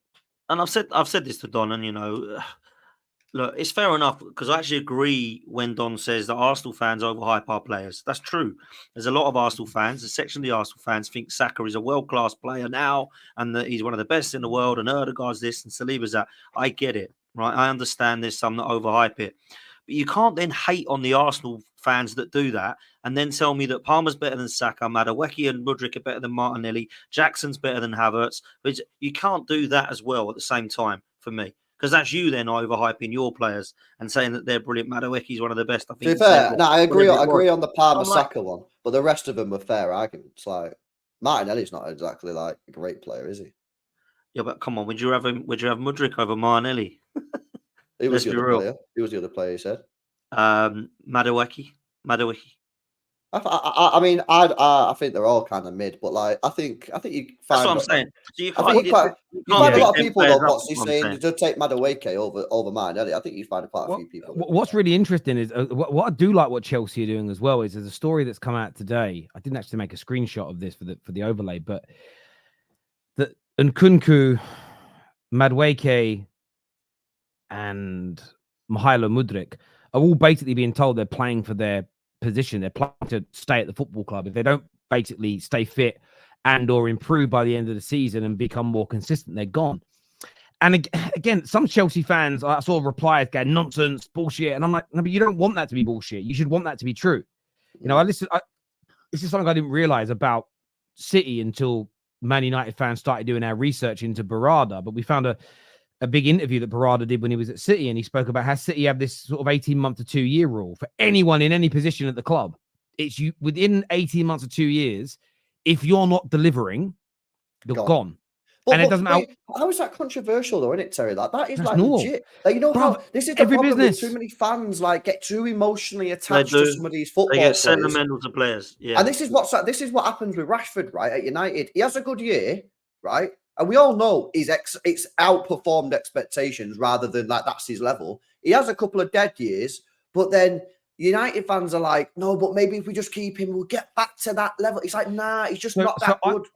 I agree in the sense of like, I want Rashford to get back to goal scoring, but I still want us to think about what to do at the end of the year with him, if that makes sense, because I want him to score this season because I want to, but I now trust the people making our football decisions. And this is where I think, this phrase gets used a lot of the minute, but for me, it is utter woke nonsense to not have a short to medium term time period where people have to impress in any job anywhere in the world. Genuinely, I used to work for a really big bank, and there's a lot of good people that still work there. But there are some. I left that bank 6 to 7 years ago now to pursue my career in YouTube. And there are people that were on the edge of losing their jobs, and they had jobs that they have positions in the organization that it's really important to be competent, and they were incompetent then, and they were almost out the door. 6 years later, they're still there because of all. But they want to make someone lose their job. Yes, I know they've got kids to feed. I know that people have got these things, but it's like, think about the customers, right? Think about the customers who they're continually letting down because they're bad at their jobs. There has to be a balance in this. I think if I hire an editor who keeps doing a bad job, I'm not just going, he might get it right one day. There's going to come a point where I'm letting them go. And I think that football clubs, with the amount we pay footballers as well, let's not go down the road of, someone's got, I do get it in a working class environment. Somebody's got rent, mortgage to pay, got kids to feed. I understand it to a much bigger degree. But with professional footballers who are already multi-millionaires, this idea of what they're going to do when they get sold, they're going to get paid millions of pounds somewhere else as well. Chelsea have to do this. And I think it's absolutely right what Chelsea are doing here by saying to these players, have all been there a year, 2 years already. You've got until the end of this season to prove to us you're not good enough to be in this Chelsea team. You've got to be good enough to help us win Premier Leagues and Champions Leagues. And if you're not, we are going to move you on. Correct. And that is absolutely right thing for Chelsea to do. There's nothing wrong with that. At the end of the day, yeah, these owners have spent, 1.5 billion quid. They want to win. Did they want to win? I don't know if I would have done the same strategy, but I guess you don't spend 1.5 billion quid if you don't want to win trophies, right? Otherwise, it's a bit weird. So yeah, 100%, man. Like, Chelsea are well within the rights to go to all them players and say, listen, if you don't perform, you're going. You're gone. Yeah. See you later. Like, it's not controversial. We need to normalize it more. You know, like I say, too many fans get attached to the players. Do I get attached to my own players? Yeah, probably do. I'm not saying like it's everyone else or not me. I probably get attached to my own players. I probably overhype my own players. That's what we all do, yeah? But like the club, because the clubs are the ones that are supposed to be not invested and not emotional in these players because that's their job, yeah? They need to be telling these players, if you don't perform, you're out the door. No hard feelings. We're in the same boat as well, man. We're in the same boat as well, where we're getting attached, and we were in the summer. Oh, I like Reece and I like Smith Rowe, and Eddie's a hailing boy. Yeah, they are, but we've moved on from Champions League now. Like, you know, Gabriel Jesus and Zinchenko are another two that we might have to move on from quicker than perhaps we even thought, because we're in a title race now, and Manchester City got rid of them because they weren't good enough. Maybe we might have to as well. So, look, we're in that position as well. I think that's absolutely right. When I see people in the chat saying the mighty Chelsea are back, like, it's laughable. It's absolutely laughable. Chelsea being back means they have to win titles. This season, they should be winning a title and a League Cup, and that Conference Cup thing should be an absolute must, in my opinion, for them anyway. They got. That's a must. You must. Chelsea, you must. So, look, I look at it and I think it is a position where they are not back. Nicholas Jackson is not Didier Drogba, and what's his name in the middle? Caicedo is not Frank Lampard. Until those things happen, they will be in a position where potentially they can be winning titles and winning trophies, and we can go, God, Chelsea have got themselves back now. They are not back now. They are just miles away still. I hear you on that. I hear that opinion. On Man United, a big story about us today that says Erik ten Hag is treading a tightrope if he can't get the balance right with his Man United team. The hierarchy believe that after more than 2 years in charge, Ten Hag should be presenting a side who take the pitch, being able to defend and score with equal ability. And I saw this come out, and for me, again, I was actually really happy with that performance at the weekend overall. The manager messed up with subs towards the end. We didn't score, but I fervently believe if we perform at that level in all our games, we win the vast majority of our football matches. We were really good in lots of areas. But what's your take on the Man United hierarchy still putting the pressure on the manager and saying, look, performances can improve, but we need you to start winning these games sooner rather than later? The writing's on the wall, man. We all know what's going to happen here. Ten Hag's going to get sacked. He shouldn't be at the club anyway. I'd have sacked him at the end of the season and said, thanks for the trophy. Cheers, leave on a high. And I would have gone and got the manager that you wanted. And all of a sudden, they've slowed things down and they've taken them game week 5 to think, yeah, we need to see a style of play. Well, we haven't seen a style of play for 2 years. What did you think was going to happen in 5 games with De Ligt and Mazraoui added to a team that was not good enough last year? I don't get it.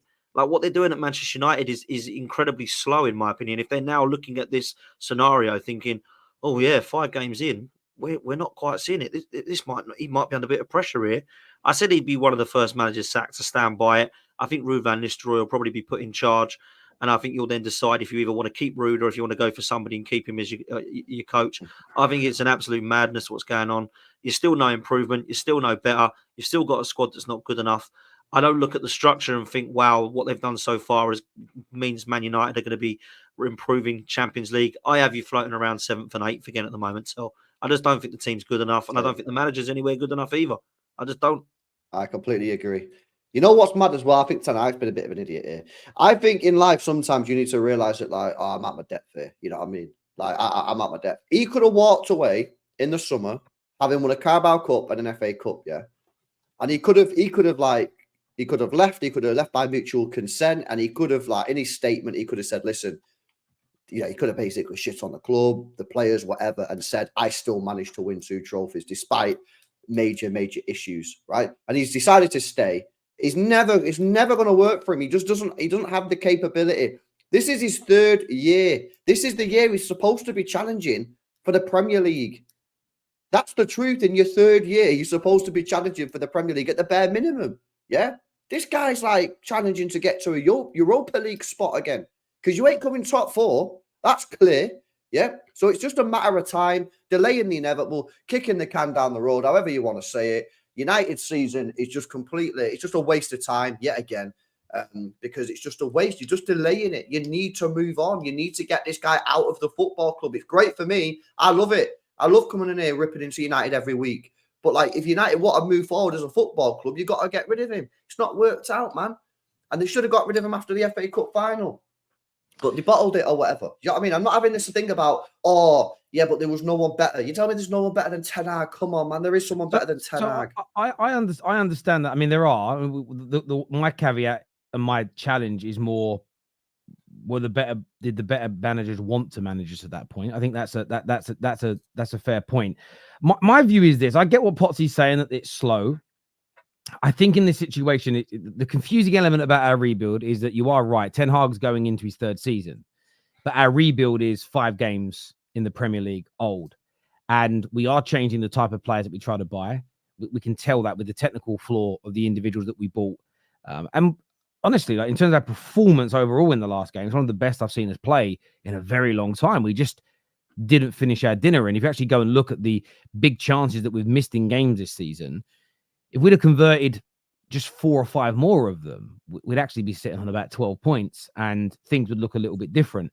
But I am focusing massively on the performances. I think there's an element here of giving him an opportunity with the squad that we've got, giving him a chance with the structure. And I think when it comes to Ineos, I'm not going to overly judge them. I'm going to criticize right and wrong decisions in real time, but I'm not going to have a judgment on them until a few years into this mix. We could look at this, learn information later and realize all the steps they've taken have led us to where we want to be as an example. But I agree with this article, and he should be on a tightrope, because yes, you're making us defensively more sound. We've had 3 clean sheets this season. Yes, Liverpool put 3 passes, but they were from essentially mistakes from being caught in possession. In all the other matches, we've actually been quite hard to break down. Even Brighton, there was only 2 clear-cut chances they had in the game. But you've got to get, if you can't then make us potent at the other end because you're making us very defensive, then again, you're not a good enough head coach for us and we have to move somebody on. I don't still know, and I get, that's why I accept the criticism, why we've given him this chance. I hope that there is a practical reason for it. The guy we wanted said no or wasn't available yet, so they're kind of delaying to that point. But I think he's got 3 or 4 more games to get us winning and playing well. Look at the fixtures, bro. The fixtures are raw. Yeah, he's got Tottenham. This is just Premier League, yeah. He's got Spurs at home, Villa away, Brentford at home, West Ham away, Chelsea at home. See you later, Ten Hag. But this is exactly it, and that's why, like, these stories that are coming out, I think they're not really getting a lot of traction in the Man United fan base. But I think they're so important. I think he knows. I think he really knows that Ineos are not gonna. They've given him a chance, rightly or wrongly. And I get what you boys say. It could be bottling it. It could be a mistake. But they've given him this opportunity. I weren't for it. You were all on the shows with me. I would have moved him on, but they gave him a chance. But I like the fact that it sounds like they're giving him a short period of time to get it working, or they're going to move him on. And Man United now have the infrastructure to do that. So I've changed stance completely. I've been called out by a few people on this around, didn't really want managers sacked in the past. Now I'm up for sacking them. And it's because we never had the structure to sack managers, because we used to build the club in their image. We now don't. We now have footballing directors running the club, sporting directors running the club. The head coach is literally that. It's a head coach. Therefore, you can change that person relatively quickly as long as you've got someone to come in and take Terry, over. There's so many Man United fans that are actually backing him still. I don't get this, people. How are they still backing Ten Hag? I don't get. They've got it in the chat here going, name another manager who's to win 2 trophies with a bang. So again, I get that. Listen, and I get called out. A lot of United fans that don't like me because I don't sit there and say what they want me to say. But this is the problem. I love the fact he's won 2 trophies, and I'll always be grateful and thankful of it. But I stand by this, and I've said this about every single team I talk about, so I'm consistent. How you perform in the league is the ultimate barometer for how good or bad you are. Ole Gunnar Solskjaer got called out for something before, because I think he said it wrong, where he said that how we do in the league is really important. Is that sometimes winning trophies is just for egos. I knew what he meant in terms of saying that. He goes, basically, there's no point us coming 8th and then thinking we're amazing because we won a League Cup.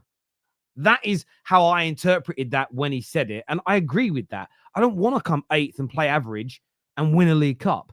I want to play brilliantly, be good enough at some stage to win the league consistently, and win those trophies. And I think Man United, look, some Man United fans think he's going to turn it around. I'm still not convinced. I'll praise the good things that he does, but I absolutely concur with Ineos, and they are on his neck, and they are they're putting pressure on him. He's a highly paid man in a tough job, yes, but he has to get the team playing better. And he's worked with the majority of this group for long enough to get them playing better. And I think Man United fans will be surprised if it doesn't work with him next 2 or 3 games and we do move on from him and Rude comes in or somebody else steps in. They're going to be shocked at how much quicker it is for the new person coming in to improve us. Because we don't have the most amazing squad. It's still going to take 2 more summers to improve things, but we have technically a much higher floor than we had last year. I've seen that in how we're playing, but I like the fact we're putting a pressure on him. I really, really do. I even think, though, Terry, like, it's 3 years into the job. I even think his substitutions was wild against Palace.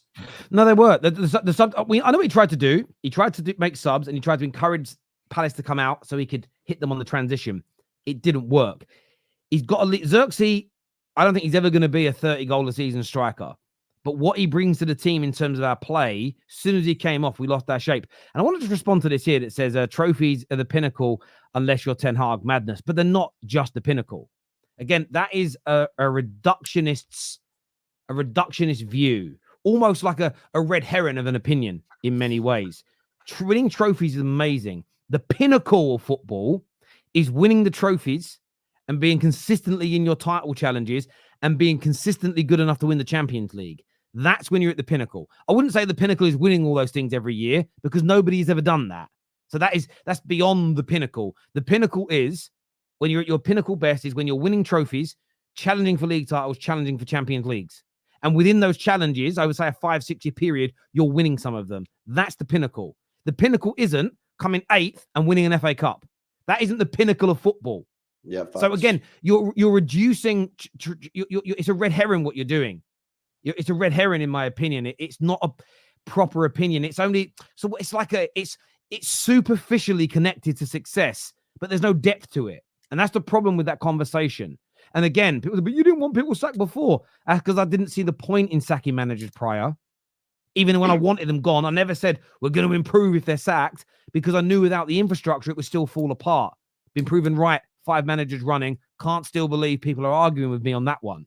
But it's different now. The structure is there. If you don't perform in your job, you are moved on. Somebody else comes in and coaches this team. What you won't get, and still football fans don't get it. It's why Slot has done so well since he's come into Liverpool. He's taken over a well-oiled machine where he's a head coach, coaching a team of already very good footballers that have been run well for 5, 6, 7 years. When Pep leaves, it's not a rebuild. They're not going to restructure the whole of fucking Manchester City because Pep left. Do you know why Flick's doing really well at Barca? Because Xavi wasn't a good enough manager. But actually, if you go and look in the details the last few years, Jordi Cruyff's there, actually. I think he's still there. Doing a lot of good work behind the scenes. They've taken out a head coach that weren't good enough. Look how good they now look. They've taken out Tuchel that wasn't good enough. Look how good Bayern Munich look, because the structure is there. The structure's already in place. You can chop and change managers like this. The maddest bit is I used to argue against the other people before. We got to chop and change like the other clubs do. But we didn't have the structure for it. We now have the structure, and nobody wants to fucking chop and change managers. It makes no sense to me. But anyway, it's crazy. I'm glad we're doing it. I'm glad we're doing it. Those people that are saying in the chat, oh, I can't believe Dan doesn't think we've improved. Like Z's in the chat, big up Z. United Emotions is having a go at me. I mean, with a name like that, fair play. Because, I mean, look, let's be real. Manchester United have massively improved, apparently. But you scored with 1 goal against Fulham, which come from Xerxes when he came on. You lost to Brighton. You lost to Liverpool. You beat 10 men Southampton comfortably. You drew to Palace, and everyone's got excited because Man United beat Barnsley 7-0. That's them massively improving. I don't get it. I've not seen any improvement. I would say this. Where I would defend Man United is, and I think what they're talking about is our structure is improved. We're leaking far less opportunities than we were last season, and we do look better on the ball. Those areas have definitely improved so far this season. But what I like is that Ineos are already saying that's not enough. And I think that's where... It's not enough. No, and I get it. And I think that's where balance has to come into this. I can see where the improvements have happened, but I can understand why this hierarchy that's paying the head coach millions of pounds a year want more than that. They're giving him time to improve it. They're giving him time to make it better. What they're not going to do, and I hope they're not going to do this, is have a whole season be written off because we hang on to a manager too long. Viewers, make sure you've hit the like and the share button, and make sure you are subscribing to the Terrace. Some more super chats here. First one says, typical Terry using Don as someone who speaks for the whole fan base. Let me just stop you, DJ. Guys, did I say that Don represents all Chelsea fans, or did I just give you Don's opinion? No, you didn't, mate. I just want to make sure. I just want to make sure that I'm not because I get called a lot of things online. I want to make sure that I definitely didn't say Don said on behalf of all Chelsea fans, this is what they all think. I gave Don's opinion, and then I said, are we writing Chelsea off? I asked a question based on an opinion and stats shared by a lot of Chelsea fans. I didn't say Chelsea fans all think they're winning the league. Not 1 second did I say that. Have a constructive discussion on Chelsea. You always do this, Terry. Old follower of the Terrace. Please stop doing this, Terry. Don't generalize Chelsea fans on Don's takes. Most of us don't agree. But I didn't generalize. I didn't do that. I swear on my children's life. I swear I didn't do it. I promise you. Sorry, but why does that striker point apply to Liverpool? Jackson clears Nunes by a mile, and if you want to bring up Salah to Palmer, are you? Come on, man. This is the thing, bro. Like, you've just got a Chelsea fan saying, don't generalize all the Chelsea fans, and then you try to compare Cole Palmer to Salah. A guy who's been in this league. It's what they do, LB. I've told you this. Come on, man. Neil, man. Darren here asked Dan, how many goals do you think Jackson will score this season? We'll say all comps. How many will Jackson get? 15? I think he'll hit 20 to 25. They are in that Conference League. He should be bagging goals for fun in that. Yeah. Between him and Palmer, they should be winning it. More. The opportunities he gets, he should score more. This is the thing with me with Jackson. I just think he's an absolute trash finisher. Off the ball, he's not so bad. Link-up play, not so bad. But in front of goal, it's just disaster. Same as Nunes. That's a good comparison. Nunes is poor in front of goal, but does a lot, on the left and creating stuff. But I just think, look, Chelsea need an absolute killer, man, and I don't think they've got one. I think Nkunku's their best chance. I really do. Let's see what chat I like. It says they want us to take their corruption on and fraudulent behavior like cucks. I'm sorry, but I will never back down on this. I mean, listen, you can believe there's corruption, but you've got to convince me you're right. You've got to show me evidence, and not evidence of incompetence, evidence of corruption, because there is a fundamental difference. Everyone is obsessed with being a cuck nowadays, aren't they? Or not being one. I see a lot of people talk about it online. I'm not a cuck. I'm not a cuck.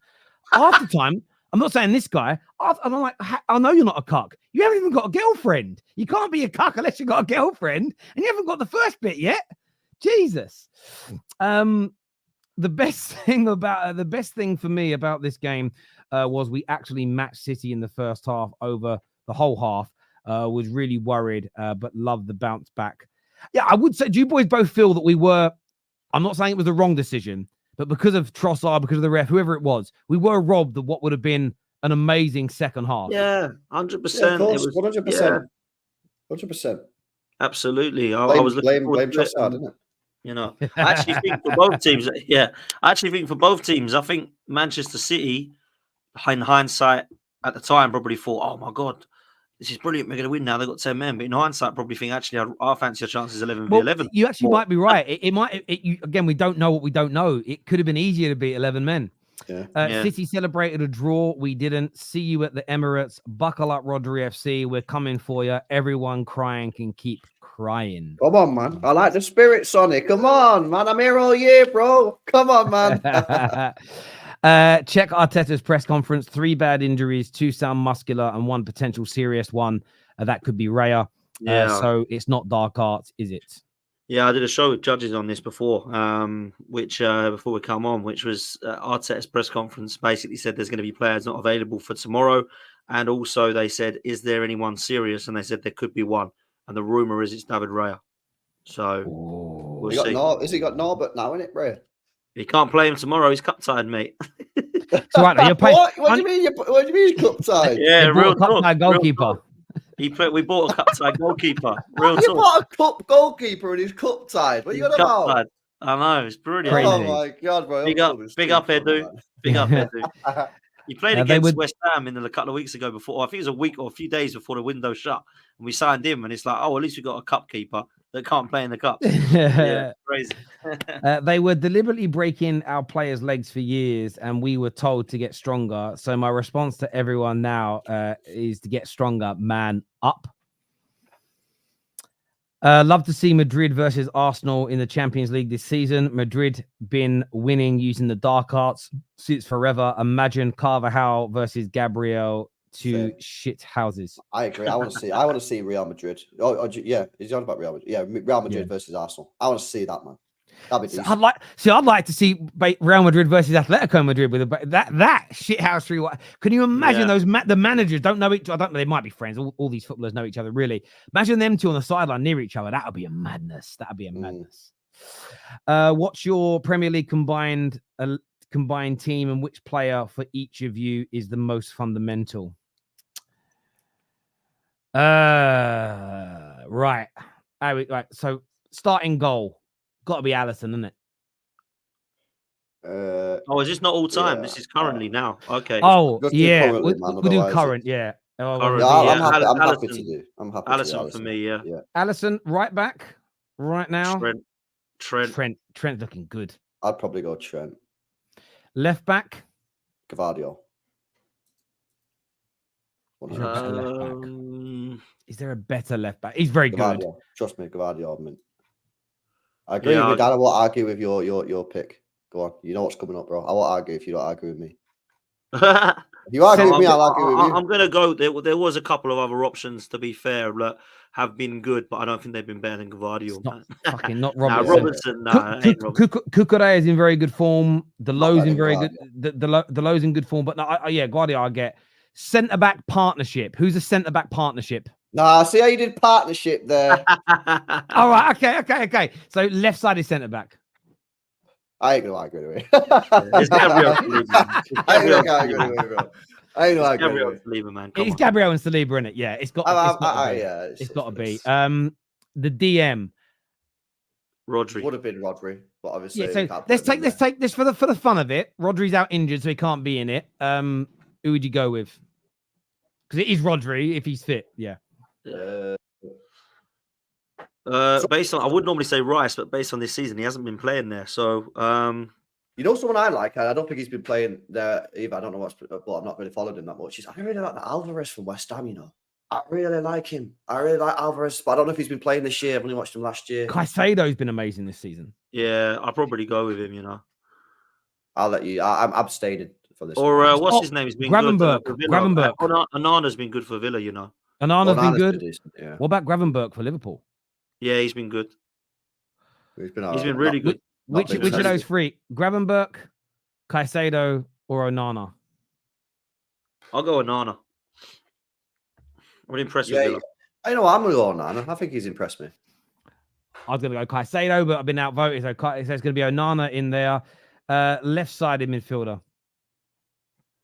Left-sided midfielder. We'll go 3-4-3-3. We're 4-3-3. So left side of the midfield.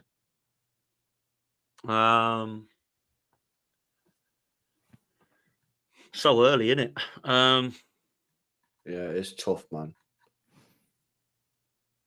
Especially because like Foden's not played, De Bruyne's not really done too much. Like, Odegaard's been injured and hasn't really done a lot either. This could be tricky, you know. Jeez.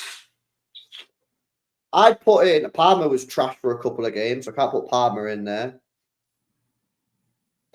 Oh, actually, no. Chat, help me out.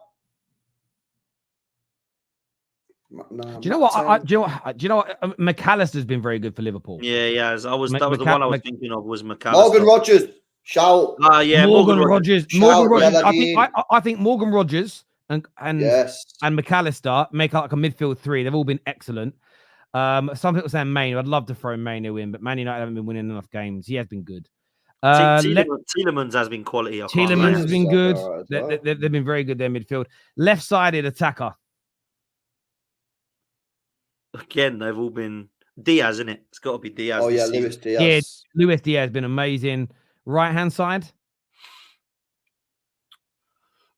Saka. He's got how many assists? 3 assists. Yeah, he hasn't even been that good though, has he? Five assists on the bounce he's got. Yeah, it's got to be for assists. Saka for the output, isn't it? Yes, Saka's output has been good. What's his name for City's been quality as well. Do you know what? I'm throwing one in there. Coutinho. I'm saying Ahmad's been brilliant this season. Ahmad's been amazing for Man United. We ain't been great, but Ahmad's been really good. People saying Savio. The thing is with Savio, he did cook Chelsea, played well against Arsenal. Savio's a shout, to be fair, as well. I would have said Savio. I was surprised you didn't go for him. I think he's been quality. What about Noni Madueke? No. Got a hat-trick and I haven't seen him since. I mean, I'm throwing it in there. I'm trying to be fair. Palmer, no. Maybe we'll go with Saka. You know what? I'm going Savio. Sorry. Okay. What are you going with, Dan? I mean, look, I'll be biased and go with my boy, but I think Savio's a shout. But yeah, I'll go Saka, man. Up top's easy. I'm gonna go with Saka. We know the number 9 is Haaland. We don't need to have as good as like Ollie Watkins and me. I mean, do you know who's a shout though? Duran. He's been brilliant, man. What you have to start doing is you have to start doing non-Haaland positions. Like when I do my player ratings now for man of the match, I have to do man of the match and then I have to do a non-Haaland man of the match. Yeah, but I think even when you do combined 11s, like Rodri's injury made it like more fun. Not that I'm happy he's injured, but you say, right, take Rodri out, take Haaland out, take certain players out that are guaranteed. It makes the debate a little bit more fun. I always remember, they didn't do it anymore, but I always remember TalkSport did some things years ago where they'd say, right, best manager in Premier League history, excluding Sir Alex. Otherwise, it's a stupid conversation. It isn't so much now, to be fair, that we've had Pep. Thank you for that super chat. It was great. Good to finally be the team that is the one shithousing. Never been our team since I've supported for 26 years. Always been way too nice under Wenger. I totally agree with that. I look in the tunnel now and I think, well, yeah, these are actual proper warriors, man. And that's good to see. Saliba, Gabriel, Kai Havertz, Declan Rice, Ben White, they're all absolute monsters and that's what we need, man. Didier here says, I'm not justifying what Trossard did, but why the emphasis on kicking the ball a second after the whistle? Why are PG MOL focusing on this? Also, Kovacic last year, Oliver didn't want to issue. I mean, you have got a fair point, as in, why is there such a focus on this? It's not like it's an epidemic within the game of like kicking the ball away from frustration, but it is the rule. So I get it from both sides, but it is a weird one. You know, I think sorting out pulling from corners is probably a bigger issue in football, and you know, getting the automated offside would be something I'd rather you focus your fucking time on. LB, you keep saying the ref pointed to where the ball should have been, but Rice brought the ball back and took it from where it originally started. Blame the referee then. It's got nothing to do with Doku, is it? Or LB. LB, I'm coming with receipts. You always say you don't complain about refs, etc., saying it was a fairly ref game. In your live stream, the first goal, 1 hour 40. You're raging at the ref. Along. He got no way. Fair enough, Tony. I busted. Tony went and checked you. Do you know what? That's brilliant. I'm gonna have to go and find it now. That's I don't know if I won't be able to play it through the sound on there, but yeah, that's great. Well done, Tony. Thank you. Refs are trash. Watch the women's game on the way up to Manchester. Perfect game from the ref. The men's refs need to take a lesson better without VAR. I agree with that. That's particularly that last bit. But I wish VAR was not about, man. I really do. Would you get rid of it, Terry? If you had the option now to press a button and it gets rid of VAR. I would now. What's mad is first 2 years it was here. I loved it. I thought it was the best thing that ever happened to football because it would. I hate this. Oh, we're not going to re-referee the game. No, fucking re-referee it. You make mistakes. I like the right decisions. I advocated for it because I like tennis. Hawkeye. You're Hawkeye and all the other sports where it's used. It's made decisions better. I was so up for it, and they fucked it by this whole. There's got to be like a clear and obvious error. No, there hasn't. It's either got to be right or fucking wrong.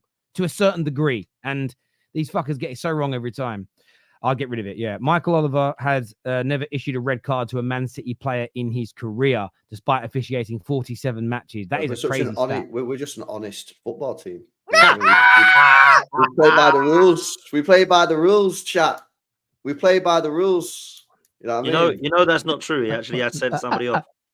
He actually did send someone off in 2014. Boyata. Anyone remember him? Oh, that was against Arsenal as well. That was in like the first 5 minutes. Oh, was it against us? Okay, there we go. Well, that ain't right. That ain't right then. That's been debunked. To the City fans, which team has suffered the least ref decisions at the top 6 in the last 3 years? No idea. Definitely you. Definitely you, lot. Definitely City. We get errors, though. It's us. No, you do get some. The one that wound me up the most was when you guys got that. Do you remember when you were offside by about 40 yards and they let you score against Aston Villa? No, it was Aston Villa. I swear it was a couple of seasons ago, about 3 years ago. Oh. And then like 3 days later, they didn't only issue an apology. They like changed the rule so that in future that would be onside. But that was a bit of a dodgy one because that was like a technical, you know what I mean? That was like a technical weird. No, one. I get you. That was a weird one. Panel, do you feel that after only 5 games, it feels like it's been longer? Yeah, because of the fucking international breaks. Dragging it out, bruv. The Champions League games. That's what it is, I think. LB, is it possible for Arsenal that Arsenal made City look one-dimensional? Surely more worrying if your players can't adapt enough. Nah, for me, it was, I mean, listen, is it possible? Yeah, it's possible. Yeah, but I don't think it is. I think it's just the fact that City were just rubbish in the second half, personally. Connor here, comparing VAR to rugby, it's a joke. No transparency. Again, they've got it perfect. Just quickly on the rugby thing, yeah. It's like when I watch rugby, yeah, there never seems to be like too many. Like, is it or is it? It's like, is it a high tackle? Yeah, it's a high tackle. Whereas in football, like we get tackles, and like Potsy could say it's a red card, you could say it's a yellow. Well, because in rugby they take away a lot of the subjectivity. The subject is just the ref doing it. It's things like tries. Did he touch it down? And if they can't see if they touched it down, they say, well, we can't see. So they predominantly do it again, offside, goal line technology. Did the ball go out of play? What they should bring it in for? Is it a corner? I think they should bring the objective ones in. And all the subjective ones just leave as they are because it's just annoying everyone. They keep getting them wrong. At least if it's real time, you move on from it. You chose Saka for output over Palmer. They both, I think, have the same GA. What are you talking about? It was a bit of fun, bruv. Yeah. It was a bit of fun. It was a bit of fun. How dare we? I'll back Saka here because obviously I support Arsenal, don't I? Saka's played the harder games away from home against Villa, Spurs, and City. There we go. Terry, why are you so certain a conspiracy can't exist in the Premier League? Yeah, listen, again, I'm not saying it can't. I'm saying show me some evidence. I need to see evidence.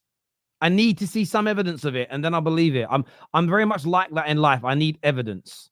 I can't just believe something because somebody I need evidence. LB, sorry, already done that one. So many super chats. By the way, I want to thank you all so much. You're so fucking generous. It's amazing. You're the best. Trivia. Saka should be on the way to having the most consecutive assists. Right now, he has 5. So far, it's with those at 7. Yeah, he's on course to breaking that record, isn't he, Saka? If he assists in the next 2 Premier League games, he'll break it. Crazy, City could cope without someone like KDB. I'm not sure they can cope without Rodri. I want to see how they adjust before declaring Arsenal favourites. It's a fair That's point. fair. Yeah, fair. Yeah, because if City like lose 2 of the next 3 games and Arsenal win all 3, I think a lot of people might start changing their mind. So I think that's fair. We have a great opportunity now with Rodri out, but still think who has a better January will determine the league winners. Current squad is a bit small, in my opinion. We ain't doing anything in January, bro. We never do. Last 3, I think we've done nothing. Last January, we bought Trossard and Jorginho. It's the last time we've ever bought anyone. That was about 3 windows ago. Thoughts on Hansi Flick's impact at Barca? Yeah, brilliant, Abdul. Brilliant start. Disrespected manager. People didn't want him. I don't know why people didn't want him. Why didn't Man United and Chelsea go for him? Crazy. Yeah, he's crazy. Done very, very well indeed. Would you say Spurs ain't Arsenal's rivals? Based on competitiveness in terms of trophies, no. But that's a local rivalry. And I know some people try to undo it, but you can't suddenly... Again, I'm going to be blunt about this. Everyone's welcome to enjoy English, Italian, whatever sports they want. But I wouldn't go and watch the Philadelphia Eagles and start saying who their local rivals are and are not based on when the last time they won the Super Bowl. So I don't think we can start undoing 100+ years of history of local rivalries in British football or Italian football or Spanish football just because one team doesn't win. So I think there's rivalries based on location and then there's rivalries based on winning. Arsenal, Man United rivalry is based on competing against each other. Man United and Man City became that, but originally it was always just like a local fight. Well, no, in the 60s, actually, City were winning, so there was a little bit of it then, to be fair. LB, what has Arsenal done to deserve respect? LB, what has Arsenal done to deserve respect? Well, again, like, they need to win, innit? Like, you can respect them for being a title rival, but, like, to get that full respect, be respected by the media, respected by everyone, football people, they need to win because it is a sport. I agree. As a Chelsea fan, we don't claim Don. We love Don here. Just like Ange, people still trying to figure who's EM. Oh, Maresca out. Yeah, that's fair. That's fair. Booking players and adding time, double jeopardy. I don't know what you mean. You have to explain that. I mean how we listen to them making decisions. Oh yeah, look, I think we should be able to listening to what they're saying and doing. I think the transparency would help a lot. Look, I want to thank, first of all, boys, always a pleasure to sit and speak football with the two of you every Tuesday. To everyone who's tuned in, everyone who's hit the like button, everyone who's commented, thank you. To the super chatters, you're genuinely the best. We're back later tonight for match reactions after the Carabao Cup game, so make sure you're back with us here on the Football Terrace. I want to check one thing. Has it been done? This video is going to take you through to MHF, Mo and Sam's channel. So go and follow through and check out what they're doing. They're going to be live in a few moments' time, so go over there and support them. Boys, thank you very, very much indeed. Always a pleasure. For everyone who's tuned in, take care. Goodbye. God bless. And we'll see you all again soon. Thank you.